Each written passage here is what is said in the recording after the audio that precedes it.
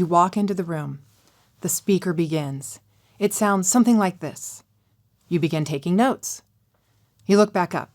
The speaker is now talking about, wait, what is he talking about? He's moved on. Okay, that's fine. You write down the point he's on now. The more notes you take, the harder you try to capture every word the speaker is saying, the further you fall behind and the less you understand. 15 or 20 minutes in, your notes look like this, and you simply give up, tune out, and daydream about what you're going to do when the speech is finally over. You've been defeated by information overload, but you can win this battle with some note-taking expertise. You were on the right track when you decided to take notes as a way of coping with too much information. And you were taking notes by hand, which is more effective than typing, according to a study at Princeton. So you're on the right track, but we have to be very selective about what we write in our notes, or we get behind and miss more than we hear. What should we capture in writing? Well, that depends on how you will be using the information you're hearing.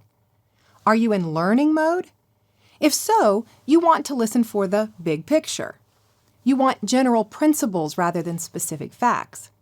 But if you will be asked to act on this information later, you may want to recall details, so capture some of the particulars.